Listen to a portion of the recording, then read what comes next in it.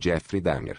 Antes de se tornar um dos serial killers mais conhecidos da história, ele foi apenas uma criança silenciosa e ignorada.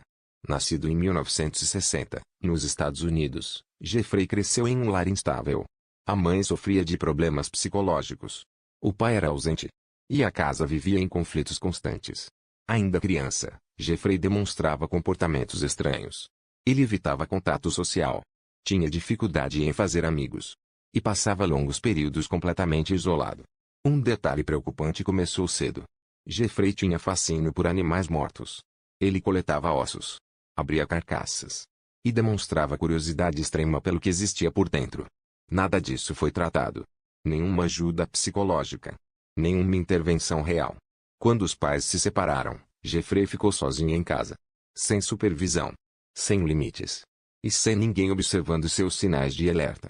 Ali, naquele silêncio, começou a se formar algo que o mundo só descobriria anos depois. Na adolescência, Jeffrey Dahmer se tornou ainda mais distante. Na escola, ele quase não falava. Os colegas lembram de um jovem estranho, quieto demais, que passava despercebido na maioria do tempo. Mas havia algo pior acontecendo. Jeffrey começou a beber álcool ainda muito jovem. Ele bebia escondido, antes das aulas, e passava os dias entorpecido. O álcool virou um refúgio. E também um gatilho. Enquanto isso, o fascínio por corpos continuava. Agora, não apenas animais mortos.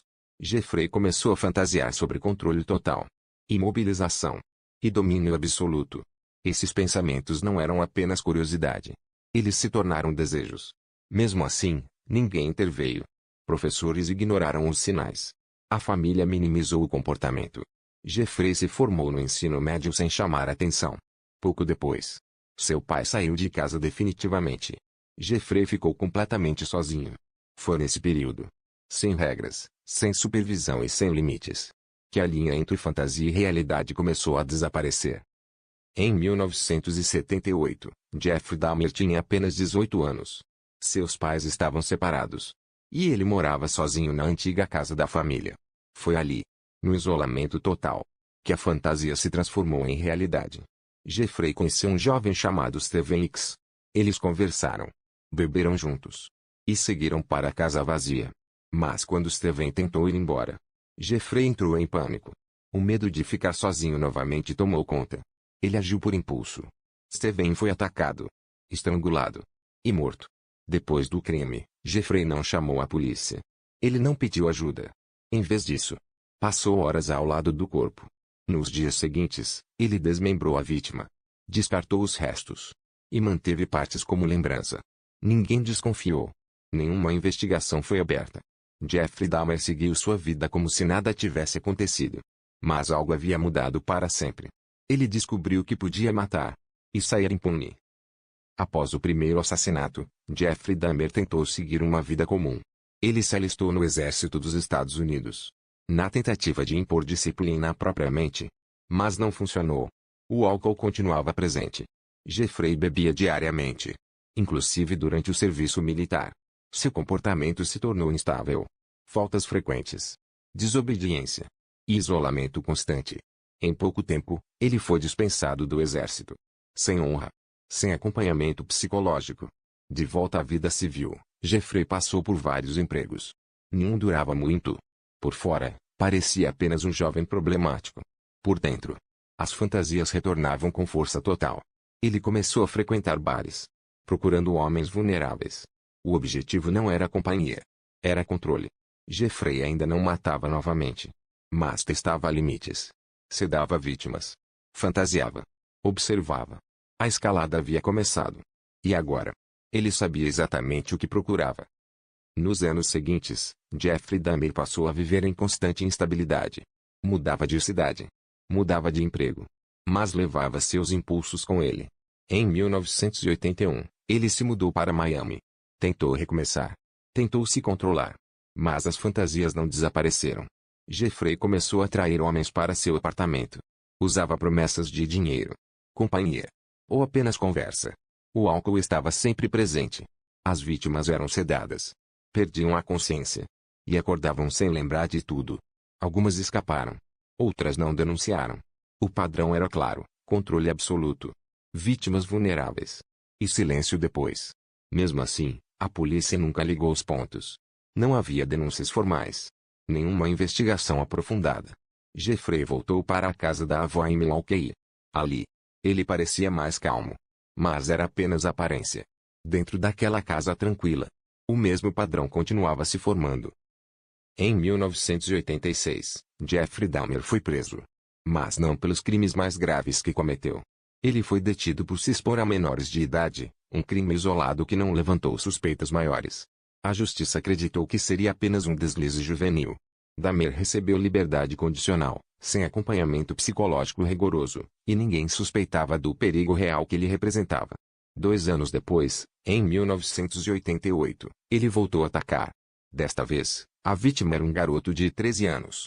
Dahmer foi condenado por agressão sexual e recebeu apenas 1 ano de prisão. Ao sair, voltou para Milwaukee livre, sem restrições significativas. Essa falha permitiu que ele refinasse suas técnicas, planejando com ainda mais cuidado suas futuras vítimas. O sistema falhou em identificar o verdadeiro perigo. E Jeffrey Dahmer estava pronto para cruzar limites que o mundo jamais esqueceria. Após sair da prisão em 1988, Jeffrey Dahmer voltou para Milwaukee. Mas ele não queria apenas companhia. Ele queria controle total sobre suas vítimas. Ele começou a frequentar bares e áreas públicas, sempre em busca de homens vulneráveis. Seduzia suas vítimas com bebidas ou promessas de dinheiro. Depois, levava-as para seu apartamento, onde a tragédia acontecia. Dahmer refinou seus métodos, sedava, imobilizava e depois assassinava suas vítimas. Algumas partes do corpo eram preservadas como lembrança macabra. Tudo com uma frieza e calma impressionantes. Ele estudava cada passo, cada detalhe. Planejava rotas de fuga e evitava qualquer suspeita. A cidade vivia sem saber que um monstro estava solta, escondido atrás de um vizinho aparentemente comum. Com o tempo, a quantidade de vítimas cresceu. E Dahmer se tornou cada vez mais confiante e impiedoso. O terror em Milwaukee apenas começava. No final dos anos 1980, a polícia começou a notar padrões estranhos em Milwaukee. Homens jovens desapareciam. E sinais de abuso sexual e mutilação surgiam em vários casos. Dahmer continuava operando com extrema cautela. Ele mantinha suas vítimas em seu apartamento, isolando-as do mundo. Algumas eram sedadas.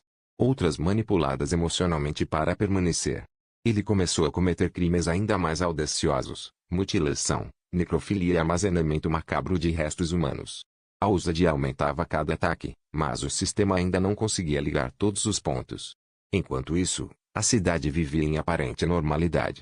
Ninguém desconfiava que o vizinho, o homem comum, era responsável por assassinatos brutais. Mas cada erro do passado havia deixado Jeffrey Dahmer mais confiante. E mais perigoso. Em 1991, após anos de terror, Jeffrey Dahmer finalmente foi capturado. Um homem que tentava escapar do apartamento e chamou a polícia revelou parte de seus crimes. Ao entrar, os policiais encontraram restos humanos e sinais de abuso. O horror era real, confirmando anos de desaparecimentos e rumores. Dahmer não tentou negar. Ele confessou detalhes de assassinatos anteriores, revelando a extensão de suas atrocidades. O caso chocou a América. De repente, o vizinho comum, o jovem aparentemente inofensivo, era reconhecido como um serial killer sádico. O julgamento se tornou histórico. Mídia, psicólogos e o público tentavam entender como alguém poderia cometer crimes tão brutais, escondido à vista de todos. Dahmer estava preso. Mas o impacto de seus atos ficaria marcado para sempre. Após a prisão, Jeffrey Dahmer começou a revelar detalhes perturbadores de seus crimes. Ele confessou assassinatos, torturas e mutilações, admitindo que havia matado mais vítimas do que se imaginava. Durante o julgamento, Dahmer se mostrou frio e calculista, mas também colaborativo em fornecer informações sobre seus métodos. Cada confissão deixou familiares e autoridades em choque.